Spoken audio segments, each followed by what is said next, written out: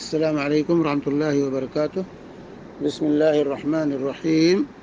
الحمد للہ رب العالمین، والصلاة والسلام علی خاتم الانبیاء والمرسلین وعلی آلہ وصحبہ اجمعین، اما بعد۔ یہاں ایک بہن نے وندے ماترم کا مختصر اردو ترجمہ شیئر کیا ہے، جو انہوں نے مولانا علی میاں ندوی رحمہ اللہ کے خطبات سے اخذ کیا ہے، اور ان کا سوال ہے کہ اوپر ہندوستان کا قومی ترانہ ہے، کیا ہمیں سب کو بتانا چاہیے کہ یہ شرکیہ ہے؟ تو اس سلسلے میں آئیے اس کی تفصیل دیکھتے ہیں، چونکہ ترجمہ یہاں مختصر ہے، اور جو مختصر جتنا ترجمہ ہے وہ بھی کافی ہے اس کو سمجھنے کے لیے، لیکن اس کا مفصل ترجمہ جو آل انڈیا دینی تعلیمی کونسل لکھنؤ نے شائع کیا ہے، اس کو ہم آپ کے سامنے پیش کرتے ہیں۔ وندے ماترم کا ترجمہ۔ تیری عبادت کرتا ہوں اے میرے اچھے پانی، اچھے پھل، بھینی بھینی خشک جنوبی ہواؤں اور شاداب کھیتوں والی میری ماں، حسین چاندنی سے روشن رات والی، شگفتہ پھولوں والی، گنجان درختوں والی، میٹھی ہنسی، میٹھی زبان والی، خوشی دینے والی، برکت دینے والی ماں، میں تیری عبادت کرتا ہوں اے میری ماں۔ 30 کروڑ لوگوں کی پرجوش آوازیں، 60 کروڑ بازو میں سمیٹنے والی تلواریں، کیا اتنی طاقت کے بعد بھی تو کمزور ہے اے میری ماں؟ تو ہی میرے بازو کی قوت ہے، میں تیرے قدم چومتا ہوں اے میری ماں۔ تو ہی میرا علم ہے، تو ہی میرا مذہب ہے، تو ہی میرا باطن ہے، تو ہی میرا مقصد ہے، تو ہی جسم کی روح ہے، تو ہی بازو کی طاقت ہے، تو ہی دلوں کی حقیقت ہے۔ تیری ہی محبوب مورتی مندر میں ہے، تو ہی درگا 10 مسلح ہاتھوں والی، تو ہی کملا ہے، تو ہی کمل کے پھولوں کی بہار ہے، تو ہی پانی ہے، تو ہی علم دینے والی ہے۔ میں تیرا غلام ہوں، غلام کا غلام ہوں، غلام کے غلام کا غلام ہوں۔ اچھی پھل والی میری ماں، میں تیرا بندہ ہوں۔ لہلہاتے کھیتوں والی، مقدس موہنی، آراستہ پیراستہ، بڑی قدرت والی، قائم و دائم ماں، میں تیرا بندہ ہوں اے میری ماں، میں تیرا غلام ہوں۔ یہ مفصل ترجمہ۔ اس سے اندازہ ہو سکتا ہے کہ یہ کھلا ہوا شرک ہے، پورے کا پورا شرک پر مبنی ہے، جو ایک مسلمان کبھی بھی پڑھ نہیں سکتا۔ آئیے دیکھیں اس کا پس منظر کیا ہے اس ترانے کا۔ اولاً تو یہ واضح ہو، بہن نے کہا ہے قومی ترانہ، یہ قومی ترانہ نہیں، یہ ہندوستان کا قومی ترانہ نہیں ہے، قانوناً اس کو ترانہ قرار نہیں دیا گیا ہے، اور زبردستی لوگ اس کو لوگوں پر تھوپنا چاہتے ہیں، لیکن یہ قومی ترانہ نہیں ہے۔ چنانچہ اس سلسلے میں یہ واضح ہونا چاہیے کہ یہ وندے ماترم جو ہے بنگلہ زبان کے مشہور ناول نگار بنکم چندر چٹرجی کی ناول تھی۔ 1882 میں انہوں نے ناول لکھی تھی، آنند مٹھ میں شائع ہے۔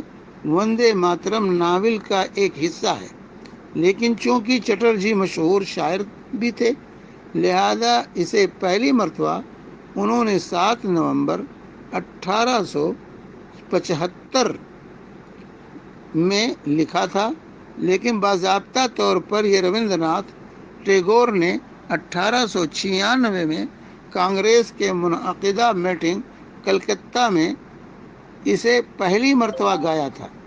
یہ درست ہے کہ کانگریس اجلاس میں اس نظم کو سب سے پہلے رویندر ناتھ ٹیگور نے ہی آواز دی تھی اور اس کا دھن بھی بنایا تھا، مگر جب اس نظم کو قومیت کی علامت بنا کر پیش کیا جانے لگا تو انہوں نے اس کی مخالفت کرتے ہوئے 1937 میں سبھاش چندر بوس کو ایک خط بھی لکھا کہ وندے ماترم کا بنیادی عقیدہ دیوی درگا کی پرستش ہے اور یہ اتنا واضح ہے کہ اس پر کسی قسم کی بحث کی کوئی گنجائش نہیں ہے۔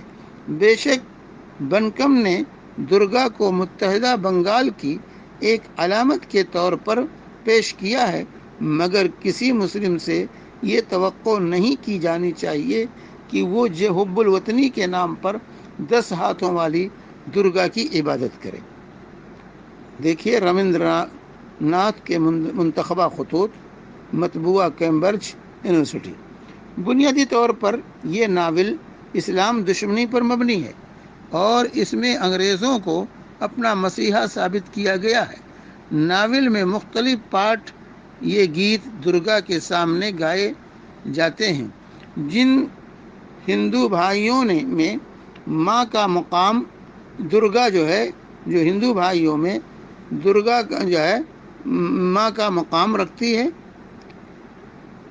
گیت میں بھارت کو درگا ماں ثابت کیا گیا ہے۔ یہی وجہ ہے کہ آزادی سے پہلے ہی یہ گیت متنازع بن گیا تھا۔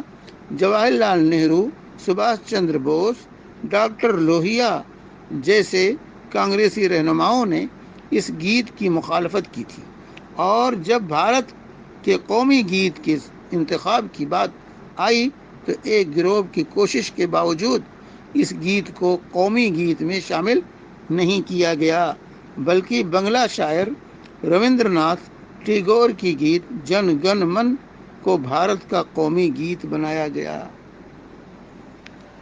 تو یہ ہے حقیقت وندے ماترم کی، کہ جس کو آج مسلمانوں پر تھوپنے کی کوشش چل رہی ہے۔ ایک مسلمان سے یہ ممکن نہیں۔ وہ سر تو کٹا سکتا ہے لیکن سر جھکا نہیں سکتا غیر اللہ کے سامنے، اپنے توحید کا سودا نہیں کر سکتا۔ لہذا مسلمانوں کو اس سے متنبع رہنا چاہیے اور اس کے معنی اور مفہوم کو عام کرنا، لوگوں کو بتلانا اس کی حقیقت کو، یہ ہماری ذمہ داری ہے کہ ہم اس کو بتائیں کہ اس کی حقیقت کیا ہے، یہ شرکیہ ہے۔ اور اسی طرح جس کو قومی گیت بنایا گیا، جن من گن رویندر ناتھ ٹیگور کے شعر کو، یہ بھی غلامی کی علامت ہے۔ انگریزوں کو تو ہم نے بھگا دیا، ملک کو آزاد کرایا، لیکن آج تک انگریزوں کی گیت ہی گا رہے ہیں۔ غلامی کا تمغہ ابھی تک ہم لٹکائے ہوئے ہیں۔ یہ رویندر ناتھ ٹیگور، یہ ٹیگور خاندان پورے کا پورا یہ انگریز نواز خاندان تھا۔ یہ انگریز کی تاریخ میں جن من گن گایا تھا اس نے، اور اس کو بھارت کی قسمت قرار دیا تھا۔ انگریز حاکم کو اس کو اپنا آقا تسلیم کیا تھا، لیکن پتہ نہیں آزادی کے بعد لوگوں نے کیسے اس کو قومی گیت مان لیا، اور آج تک اس غلامی کا اعلان ہر سال آزادی کے موقع پر کیا جاتا ہے۔ اللہ تبارک و تعالی ہم سب کو سمجھ عطا فرمائے، اور اس کے اندر بھی جن من گن کے اندر بھی جو الفاظ استعمال کیے گئے ہیں کہ انگریز حاکم کو قسمت کہا گیا ہندوستان کی وہ قسمت ہے۔ بھارت بھاگ بدھاتا، وہ بدھاتا ہے ہندوستان کا، سب کچھ کرنے والا اللہ تبارک و تعالی۔ بہرحال یہ حقیقت ہے ان ترانوں کی۔ اس کے مقابلے میں اقبال کا ترانہ جو انہوں نے لکھا تھا، سارے جہاں سے اچھا ہندوستاں ہمارا. یہ ترانہ اتنا جامع ہے اور ملک کی محبت میں ڈوبا ہوا ہے، اور صحیح عکاسی کی گئی ہے حب الوطنی کی اس شعر کے اندر. لیکن دشمنی میں، اسلام دشمنی میں اور جو ہے اردو کی دشمنی میں ایسے بہترین ترانے کو قومیایا نہیں گیا. اللہ تبارک و تعالی لوگوں کو صحیح فہم اور بصیرت عطا فرمائے، اور ہر شر سے اللہ تعالی اسلام اور مسلمانوں کی حفاظت فرمائے. وصلی اللہ علیہ نبینا محمد وعلی آلہ وصحبہ وسلم.